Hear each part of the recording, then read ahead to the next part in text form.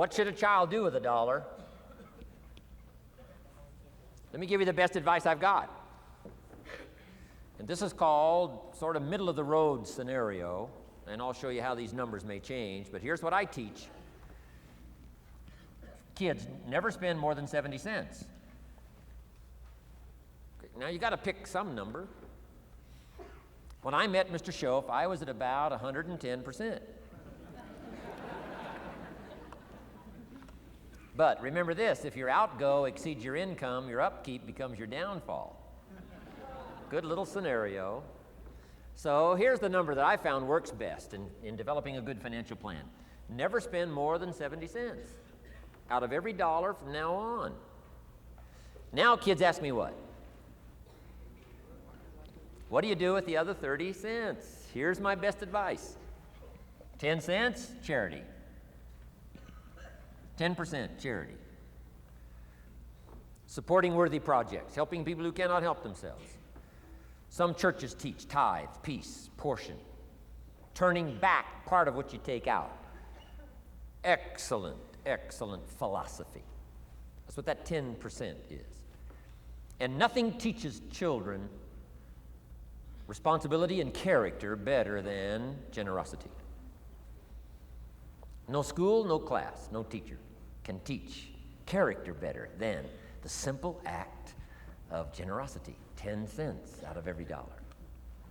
Now you can pick your own number. I'm just giving you my best scenario. Now the time to start this is when the amounts are small. Easy to give a dime out of $1. I'm telling you, kids will give you 10 cents out of every dollar if it's part of their philosophy, if you sell them on it. And that's the time to start, when it's easy, 10 cents out of $1. A little harder to give 100,000 out of $1 million. Someone says, oh, if I had $1 million, I'd give 100,000. I'm not that sure. We better start you early when the amounts are small, so it'll all be set in when the big amounts start to come, okay? So 10 cents for charity. The next 10 cents I call active capital. Capital meaning try to make a profit yourself. We live in a capitalistic society, right? Everybody now wants to join capitalism. That's why the walls are coming down. Capital belongs in the hands of the people. That's where the genius is. So the genius is to try to show a profit. Buy and sell. Render service. Show a profit. Now here's what I teach kids. Profits are better than wages. Wages are okay, but wages help you make a living. Profits help you make a fortune. The key is to just understand philosophically a little simple economic scenario. And there's all kinds of ways to make a profit. I'm working on a new book. Here's what it's called. I think it's going to be called, Of Course Kids Should Pay Taxes. It's going to be an interesting book. In California, where I live, kids do pay taxes. If an 8-year-old walks into 7-Eleven, buys something that cost $1, the proprietor makes him cough up 7 more pennies. 8-year-old says, what's these 7 pennies? Proprietor says, that's taxes. Kid says, well, I'm only 8. Proprietor says, congratulations, you're my youngest taxpayer. So in California, kids do pay taxes. Now the question is, should they? Now the title of my book is, Of Course Kids Should Pay Taxes. You got it. Right? The disciple went and caught a fish, found the miracle coins, and paid his taxes and Jesus' taxes. So way back then, Jesus did pay taxes. Now the question is, should he? And the answer in my little book says, of course Jesus and kids should pay taxes. Of course. Of course. If an 8-year-old wants to ride his bicycle on the sidewalk instead of in the mud, you have to pay taxes. Things cost money. Got to pay taxes. Aircraft carriers keep tyranny over there instead of over here. Aircraft carriers cost money. It's expensive to run this whole show. We can't use used missiles. I mean, it's expensive to run the whole deal. Of course, everybody has to pay. Now, active capital means try your best to show a profit. Now, there's many ways to show a profit, not just money. Touch something, leave it better than you found it, that's a profit. Some profits are intangible, some profits are tangible. Long before Earth Day, for all sophisticated people, it was very proper when you left your hotel room to turn out the lights. All educated people. Why? Leave a profit. It's so easy to flip the switch and leave a profit. Some says, well, the hotel gets the profit. What do you care? All you need to become is a person who leaves a profit. Wow. I talked to a man who runs a whole string of apartments. He said, guess what? Most people, when they rent an apartment, leave it, what? Trashed, worse than they found it. What kind of a reputation would that be? Whatever you touch turns to trash. Whatever you touch gets dirty. Nothing you touch gets better. See, that's a poor philosophy. No wonder it leads to poverty, small lives. As one writer said, living lives of quiet desperation. This is where it all begins. Failure to leave a profit when you can, turn out the lights, doesn't matter what it is. Become profit-minded. Profits are better than wages because profit has the potential to make a fortune. Wages has the potential to make a living. So I teach kids, take part of your wages. If you earn the money, take part of it for charity and part of it to see if you can't make a profit. And there's all kinds of ways. My book's going to be full of all kinds of ways kids can make money. I teach kids how to have 2 bicycles, one to ride and one to rent. I mean, it doesn't take long to get into business. You don't have to be a genius. Halfway bright, you can start showing a profit. Now, here's the next 10 cents called passive capital. Meaning, let somebody else use the capital, you provide it, you're passive, they're active. And let them pay you interest. Profits and interest. Unique way to make a fortune. In fact, there's a Bible philosophy. I teach teenagers this Bible philosophy. Here's what it teaches. The borrower is servant to the lender. Wow. So where is the power position? Not a spender, a lender. And if I've taught teenagers well, if you ask them, among some of the things you want to be, when you grow up, as years pile on, what would you like to be? I'm telling you, among some of the things that they would like to be, if they've sat in on my classes or gotten some of my material, they will say, I want to be one of them lenders. Powerful position. Let somebody else use your capital. Some projects require more capital than any one person has. So we've got capital pools, whether you put it in a financial institution or whatever, right? Earn an interest, earn a profit, right? Buy a car and sell it for more than you paid for it.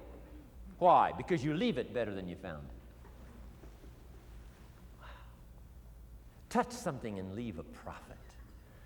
Okay? It's not just wrapped up in money and economics. This helps to teach all other scenarios of life on profit and capital and expenditures, what to do with your time and what to do with your life, and as well as what to do with your money. Okay? Now this little scenario I call the ideal.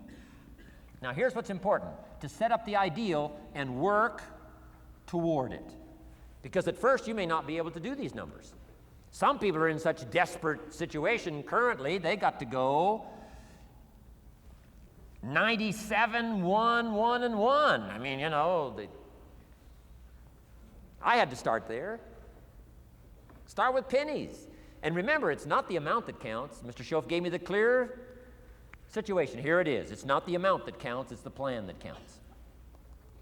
When I met Mr. Schoaf, I'm 25 years old. I said to him, if I had more money, I'd have a better plan. He said, no, Mr. ROHN, if you had a better plan, you'd have more money. 6 years? 6 years? In America, 6 years?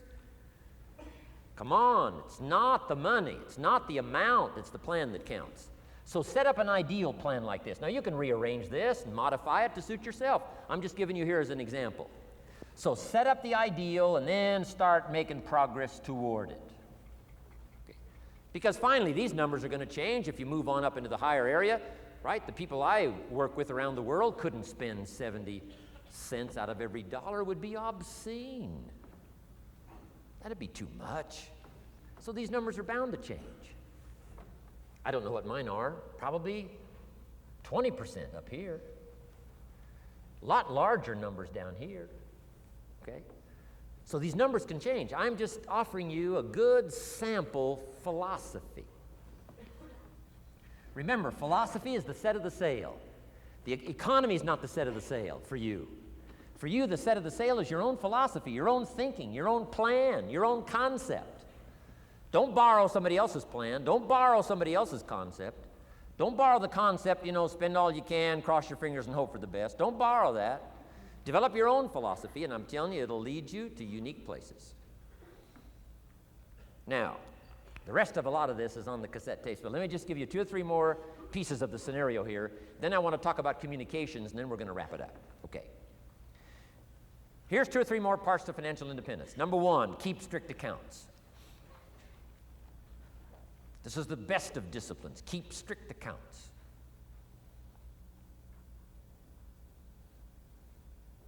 Did you ever hear this expression? I don't know where it all goes. Did you ever hear that? I don't know where it all goes. Oh, we'd love to have you run our company. You don't know where it all goes. Whoa. Did you ever hear this? It just gets away from me. It just gets away from me. We'd love to turn the world over you. It just gets away from you. Come on, you got to have better disciplines than that. Let that be the 90%. Let that be the scenario of the 97%, but don't let it be your scenario. Don't let it become your philosophy. Keep strict accounts. Next, a new attitude. I had to develop a new attitude as well as new concepts. Here's what I used to say. I hate to pay my taxes. Shoaff said, well, that's one way to live. I thought, well, doesn't everybody hate to pay their taxes? He said, no, a few of us have gotten way past that. He says, once you understand what taxes are, here's what taxes are in our governmental system in our society. Taxes is how you care and feed the goose that lays the golden eggs. Democracy and liberty and freedom, free enterprise. Wouldn't you want to feed the goose that lays the golden eggs? Somebody says, well, the goose eats too much. That's probably true. I understand that. Of course that's true. But see, better a fat goose than no goose. And here's the truth be known. We all eat too much. Let not one appetite accuse another. Of course the government needs to go on a diet. So do most of us. But hey, you still have to care and feed the goose that lays the golden eggs once you understand that that's what it's for. See, it is so important, the right attitude. Here's what I used to say. I hate to pay my bills. You open up the mails, nothing but these window envelopes, bills. I hate to pay my bills. Shoaff said, well, that's one way to live. I said, well, doesn't everybody hate to pay their bills? He said, no, some of us are way beyond that.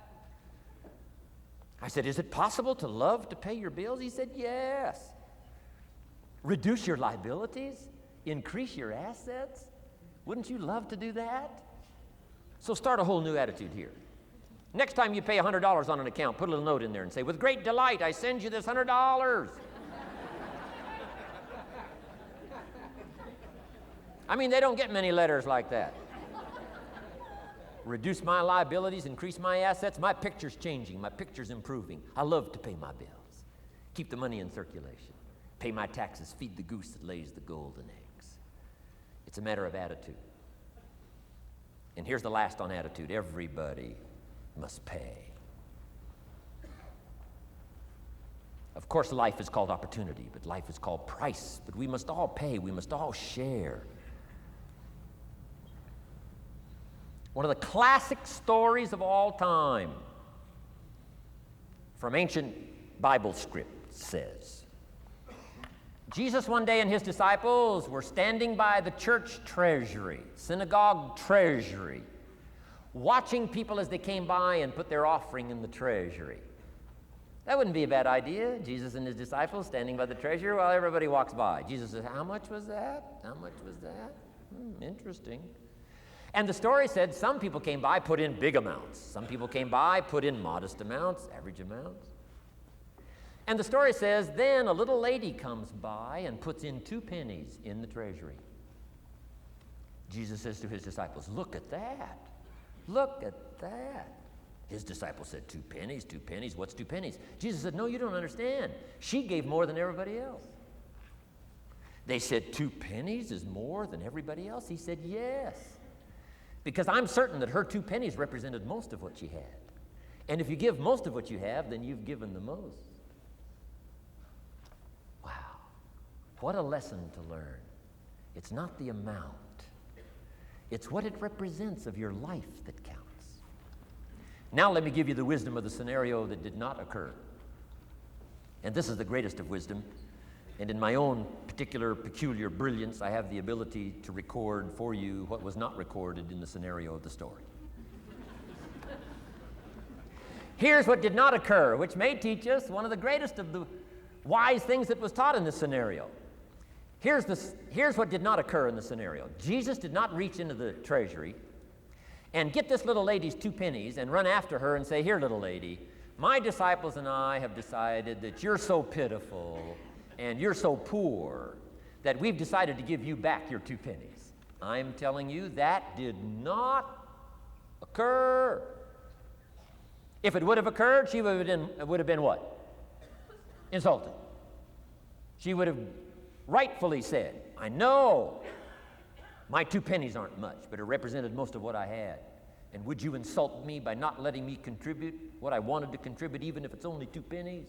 I'm telling you that did not occur. Here's part of the wisdom of the story that was not recorded. Jesus left her pennies in the treasury, meaning everybody has to pay, even if it's only pennies. That's the key. And whether you start with pennies or whether you start with dollars or whether you start with nothing, remember, part of the scenario is to spend, of course. Part of the scenario is to invest, and part of the scenario is to show a profit, and part of the scenario is to help take care of people who can't take care of themselves. If you'll set up your own philosophy, I'm not asking you to buy my philosophy. I'm not asking you to adopt my numbers. I'm only wanting to provoke you to think, for you to come up with a splendid economic philosophy that's got you up early and got you up late, has got you thinking and pondering ways to use your resources and turn it into the dreams you want for the future. And that's my little story on financial independence. Okay. Here's the next to the last subject, communication.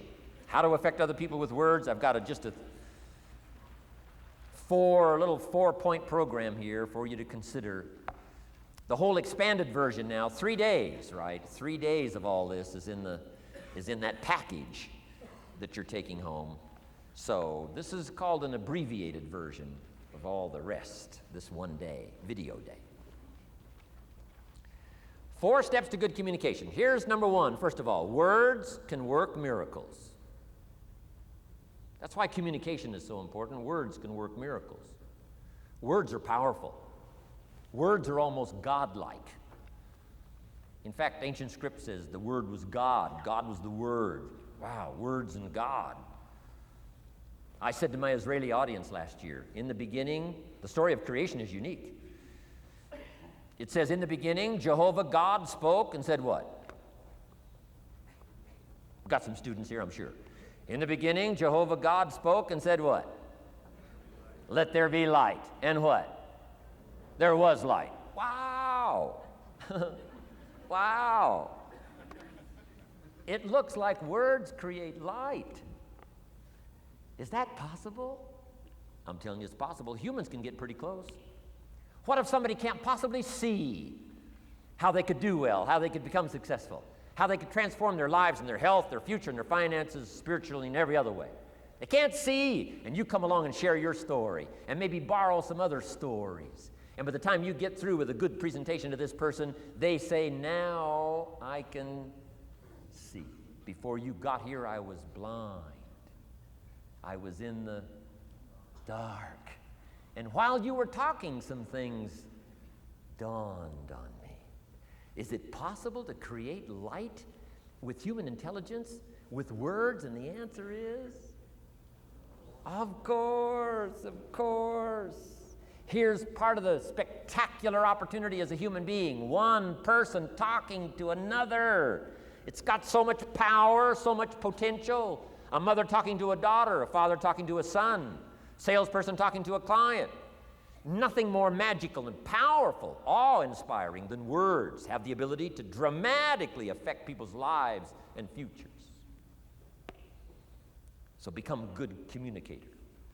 Let me give you some good keys to good communication. Here's number one, have something good to say. Communication starts with preparation. Getting ready to speak this year, getting ready to speak next year. Attend the classes, read the books. Have something good to say. Here's 4 good words to help you to have something good to say. One is interest. Develop a new interest in people and life and what's going on, economics and politics, religion, social structure, possibilities, opportunities. Develop a new interest. Here's the next word, fascination. Goes that step beyond interest. That's why kids learn so much that first 6 years. Fascination. Adults are walking on ants. Kids are saying, don't walk on these ants. I'm studying these ants. I'm looking at these ants.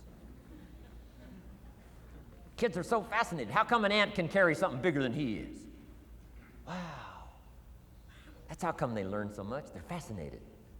And here's another little clue I've learned. Turn frustration into fascination if you can. You'll learn more. I've worked on this. I'm pretty good at it. Out in Los Angeles, I'm on the freeway. My airplane leaves in 45 minutes. The traffic is moving not 1 inch. I am now fascinated. I'm telling you. Now, it doesn't work every time. That's true, but every time it does work, I'm telling you, you'll come away with more. Learn to be fascinated instead of frustrated if you possibly can. Turn that little scenario on for yourself. Next is sensitivity. You got to understand, we use the phrase where people are coming from, where they've been, what's going on. Sensitivity training is so important. People not like you, people that have got challenges and problems and difficulties, you got to do your best to be sensitive to other people, where they find themselves, the pit they might be in currently, what's going on. Be sensitive to that. Here's 2 of the greatest things said about Jesus. 1, it said he was touched.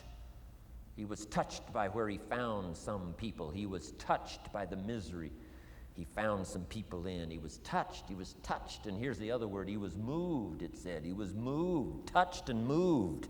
If you really want to communicate well, you got to be touched and moved. Not just by your own drama of life, but by the drama you know is going on in other people's lives. Sensitivity. How does an adult 40 talk to a child who's 12? You got to be sensitive. Not just to your current situation. One of the best ways to identify with a child who's 12 and you're 40 is remember when you were 12. Go back, remember the scenario and let it hit you again, let it touch you again. I don't have any problems with 12-year-olds. I remember almost every day of being 12. 12's a unique year. 1, you're not 13. I mean, you know. If I heard it once, I heard it 100 times. Of course you can't go, you're not a teenager. Wow, I can't wait for this year to be finished. Remember, that's part of sensitivity. Remember. Apostle. One who became an apostle, leader of the Christians, was once Saul from Tarsus, hater and killer of the Christians. After he was converted, became a leader, became Paul apostle, revered. Why was he so effective in his language, in his ability to touch people with his words and with his presence? If you read part of the scenario of his history, he gave an account of his own life and said, here's why I think I'm so effective. I remember the pit I came from. Sure, they call me apostle, but I used to kill these Christians, and I never forget that. If I want to get in touch with other people's difficulty, I got to remember my own difficulty. Let it hurt again. That's what makes a good performance. A good actor, a good actress, the emotion close to the surface from the remembrance of things past, and then well-chosen words delivered with emotion, powerful. The last word is knowledge. You just got to go through exercises like this. Take the notes, work hard, roll up your sleeves, go to work. Gather the knowledge in journals, gather the knowledge in notebooks, gather the knowledge in a library and cassettes and videos and every other means. Gather knowledge. Don't be lazy in learning. A major part of communication is preparation. Now here's the next part of good communication. Say it well. One is having something good to say. Number two is saying it well. Let me give you a quick list on saying it well. Number one, sincerity. Best place to start if you want to communicate well is let your sincerity show. Next is repetition, the mother of skill. I've been at this 33 years. Somebody says, well, you give a pretty good seminar. I should. 33 years? 33 years. Repetition. Next, brevity. Sometimes you don't need many words if you're totally sincere, I'm telling you. Jesus' presentation in gathering up his team called disciples was fairly short. He just walked around the countryside, took a look at somebody and said, you follow me. That's brief. I mean, that's short. Now, why could he get by with such few words? And this takes care of a lot that I've tried to share with you today called personal development. Here's why I think Jesus could get by with such few words. For all that he was, that he didn't have to say. Take that scenario home. For all that I am, that I don't have to say. Just a few words could be dynamic in affecting someone else's life. A child, a business colleague, a sales client. Next, vocabulary. Got to work on your vocabulary.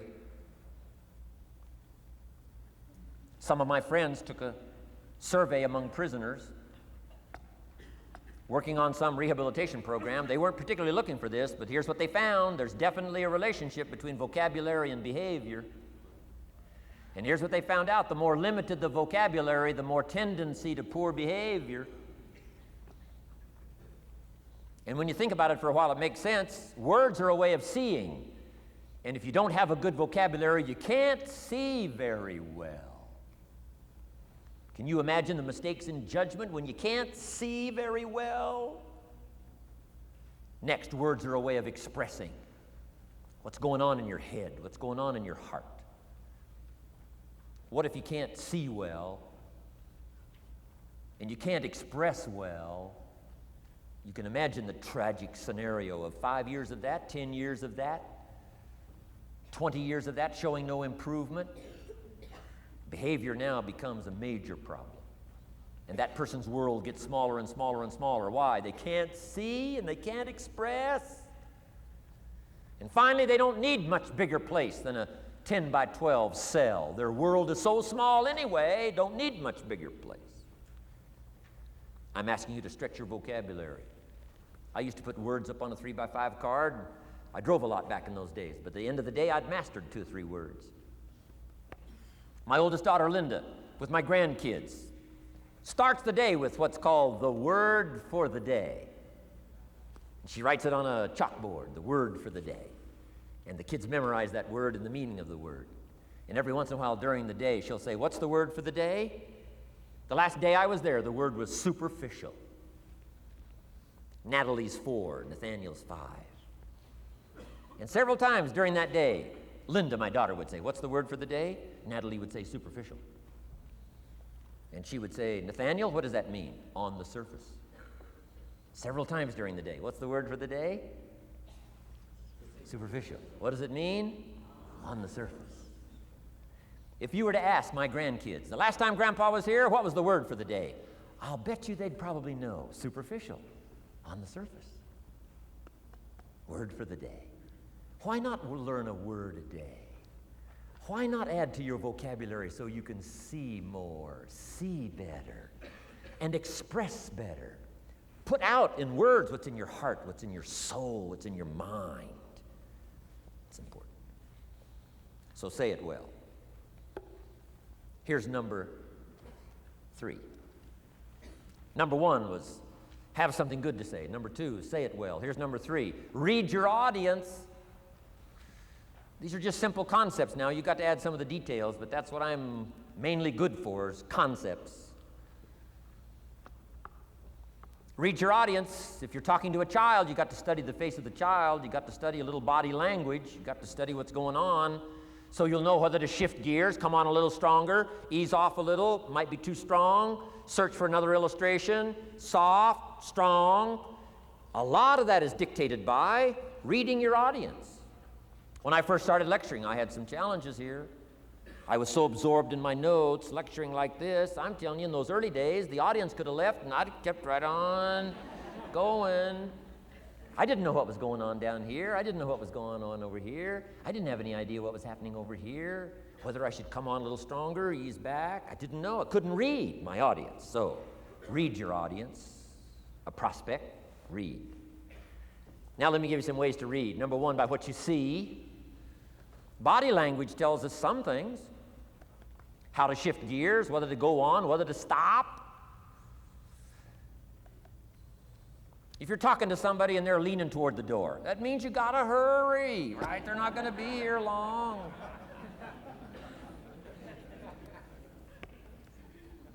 Body language. Guy's got his arms folded, chin tucked down. You got your work cut out for you. You're gonna have to reach deep in your bag. Find some extraordinary stories. This one's not gonna be easy. What tells you that? Reading what you see. Here's the next one. Read what you hear. You've got to read a child's impatience. Kids don't mind telling you whether they're bored or impatient. Kids' attention span is short. Doesn't last long. You got to get it said. You start talking to a child, 30 seconds they say, "How long is this gonna take?" Whoa. Read. Listen.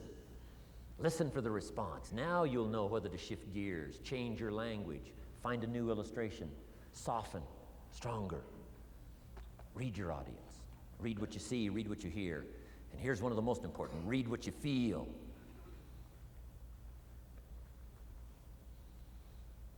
Now, women are probably better at this than men when it comes to picking up emotional signals. Men, they can see, and men, they can hear, but it takes a little training for a man to pick up those emotional signals that are so important so you don't say the wrong stuff. Because it's so easy to make a mistake in language. What if you meant to say to someone you care about? What if you meant to say, "What's troubling you?" And instead you said, "What's wrong with you?"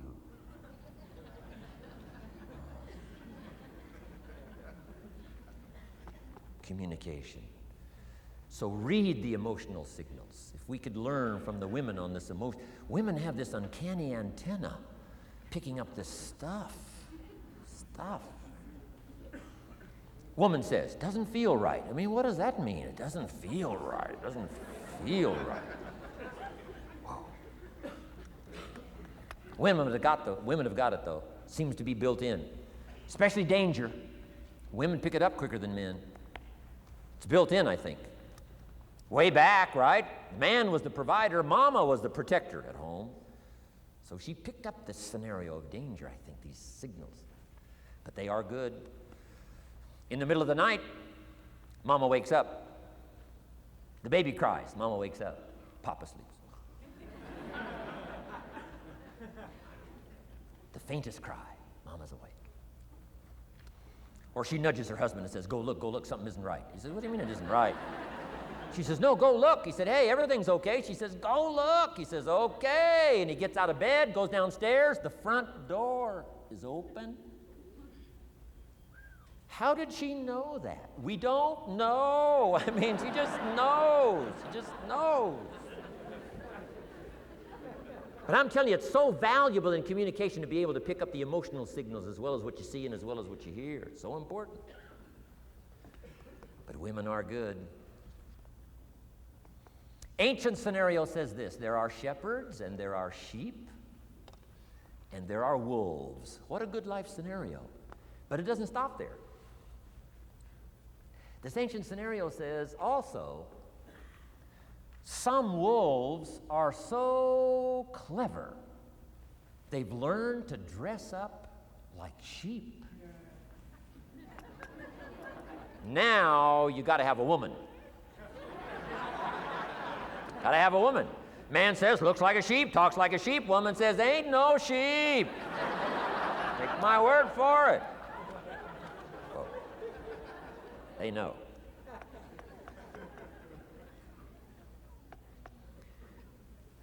Read. Pick up the signals. Don't ignore the signals. Develop this personal development scenario, communication, financial independence, and all the rest. Now here's the last part, intensity.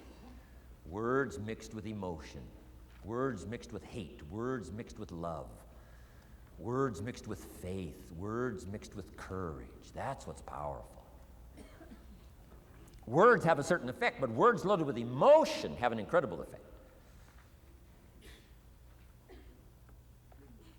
If I had a little straight pin, right? Guy buys a shirt, it's got all these little pins in it. I take out all these pins. If I took one of those little straight pins and I threw it at you, and let's say it reached you and hit you in the face or hit you in the hand, you'd feel it. This little straight pin, you'd feel it. That means I got you with my words. But what if I took that little straight pin and wired it to the end of an iron bar about that long? See, I could drive that pin through your heart. The pin is the words, the iron bar is the emotions. The emotions. Here's the best I could share with you. Put more of you into what you say. Don't be casual in language.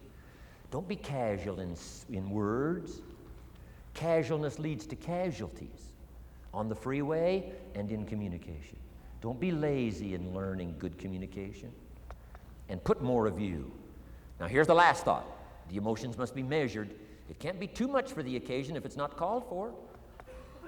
In leadership we teach, don't shoot a cannon at a rabbit. It's effective, but you got no more rabbit.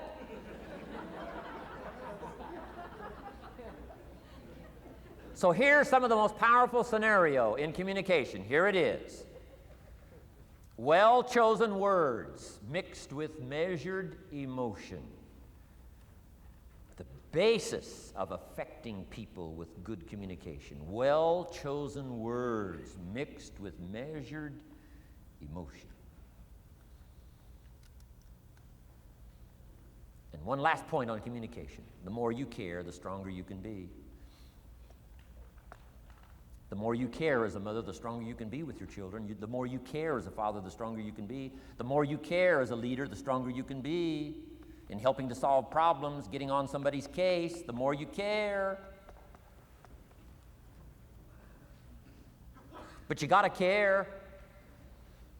I don't mind a minister consigning my soul to hell fire for my sinful ways. I don't mind that. If he believes it, I don't mind him consigning my soul to hell fire for my sinful ways, as long as he does it with tears and not with joy.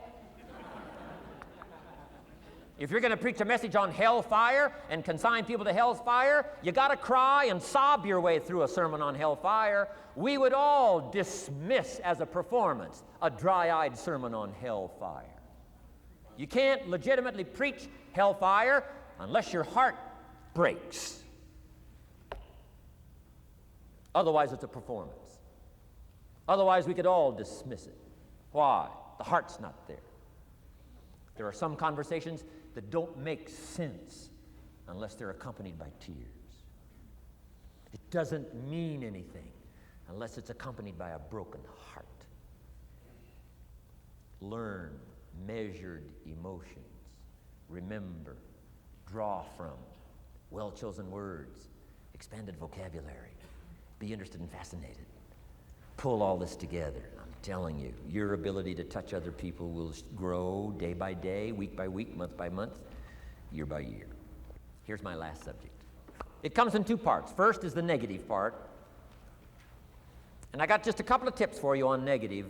There wouldn't be positive without negative. It's part of the life scenario. Ancient script says it best. There's a time to laugh. And once you've learned to laugh, just keep on laughing. No. Just get another positive book. No. There's a time to laugh, what? and a time to cry. And you've got to become so sophisticated and so well educated that you don't laugh when it's time to cry. And you've also got to learn to cry well. How are you going to identify with some people if you don't cry with them? It's very important. The negative side is very important. Negative thinking. I teach kids, and you'll find it on those cassettes, the ant philosophy. Let me just give you the quick scenario on the ant philosophy. Number one, ants never quit. What a good philosophy. If they're going somewhere, you stop them, and guess what? They'll look for another way. How long will they look? Till they find it, or till they die. What a great philosophy. But here's number two. I can't give them all to you, but here's number two. Ants think winter all summer. You've at least got to be that bright. You can't think summer all summer. You got to do some winter thinking in the summer. You say, well, the sky is blue, the clouds are fleecy. You can't be faked out by that. Ancient story says, don't build your house on the sand in the summer. Why would we be cautioned not to build our house on the sand in the summer? Because it's easy to get faked out. So what should you do during the summer? Think winter. Think storm. That'll drive you to find a rock in the summer when the sky is blue. Key, negative is normal. You got to handle it. You can't dismiss it. It's part of the life scenario, like your white corpuscles we talked about earlier. So don't ignore it. Let it be part of the scenario. Here's the key. Learn to master it. Negative is not to be ignored. It's to be mastered. It makes us better than we are to wrestle with it.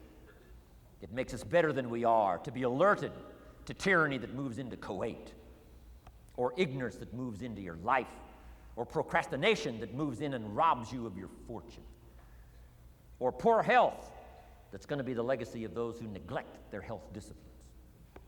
You got to do battle with the enemies on the outside and on the inside.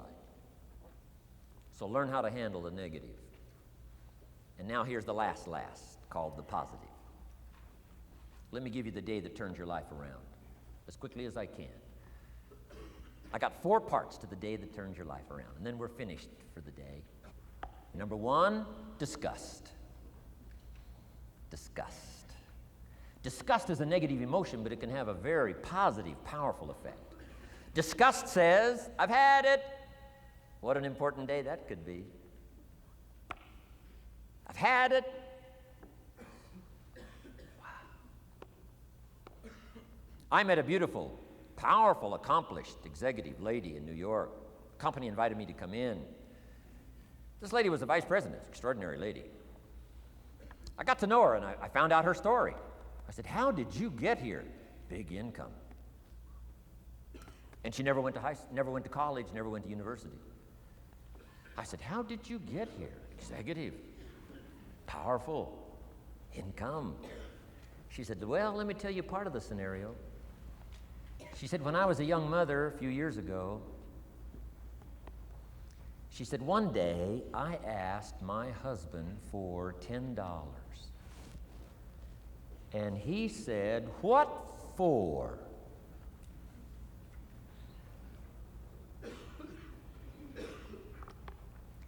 She said, before that day was over, I decided I would never, ever ask again.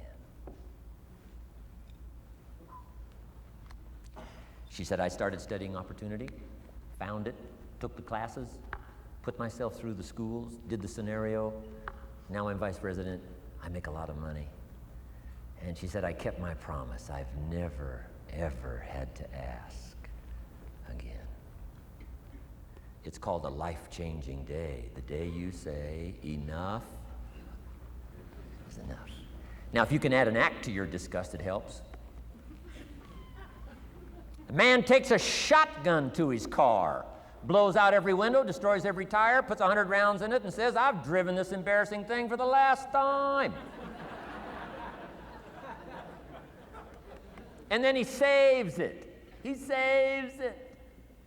And later when somebody says, how did you become rich and powerful? He says, let me show you this car. One day I'd had it up to here, I blew it to smithereens. enough is enough. Powerful. Here's the last three. Next is decision. Decision-making is a life-changing day. If you went home today and in the next few days cleaned up a list of decisions, it could furnish enough inspiration for the next 5 years, 10 years. What an inspiring day, the day you can bring yourself to decide. And here's the third one, desire, wanting too bad enough. Who knows the mystery of that? We don't know. But here's something I do know. Sometimes desire waits for a trigger, waits for something to happen. Who knows what the happening may be? A song, the lyrics, a movie, the dialogue, a seminar, a sermon, a book, an experience, confrontation with an enemy, a conversation with a friend who finally levels with you. Whatever the experience it is, it's so valuable.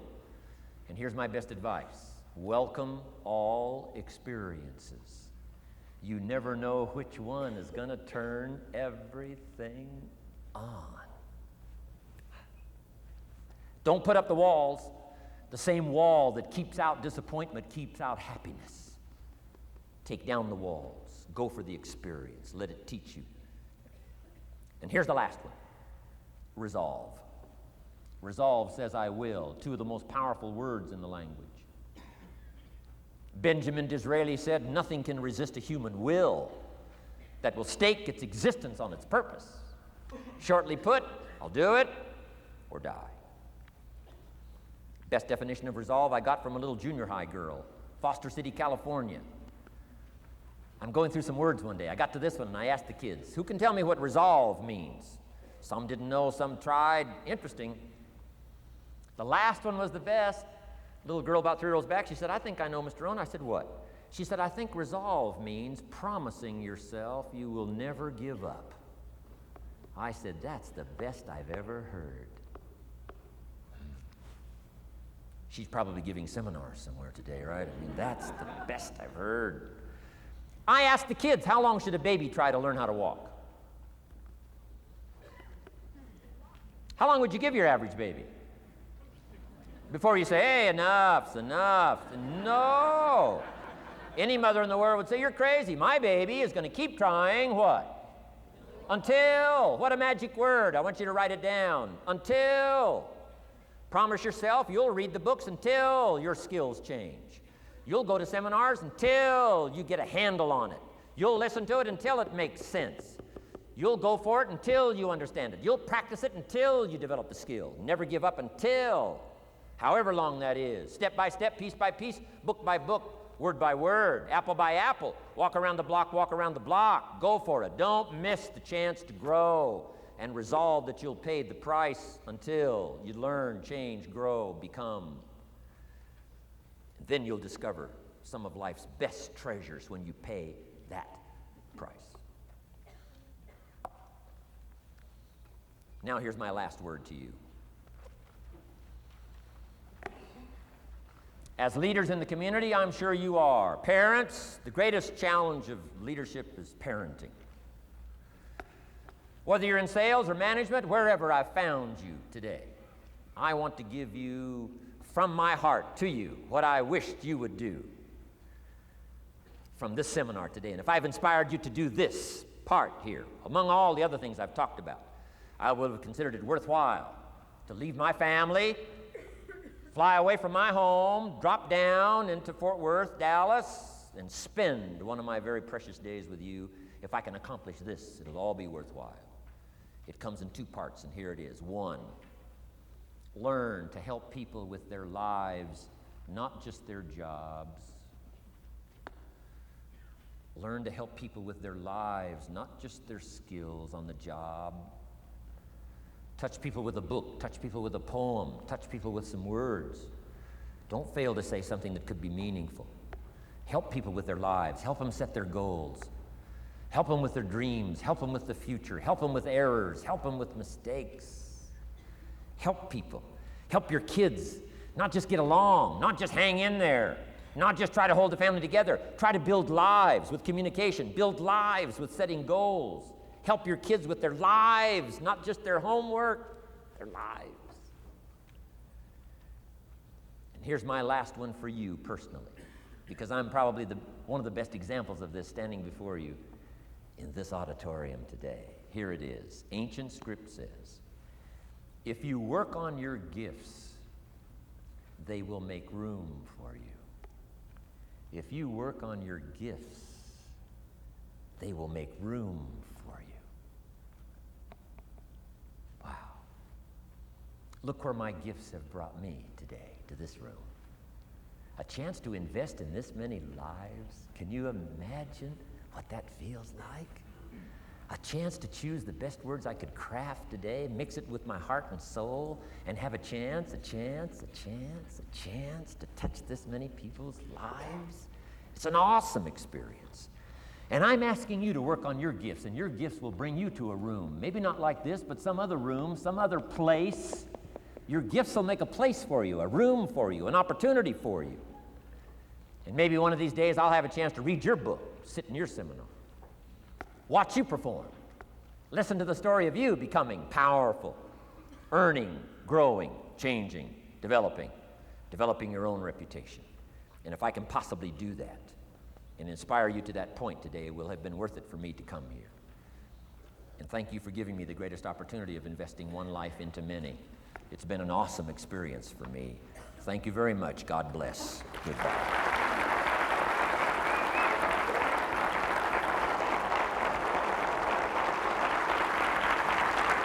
Oh, my God.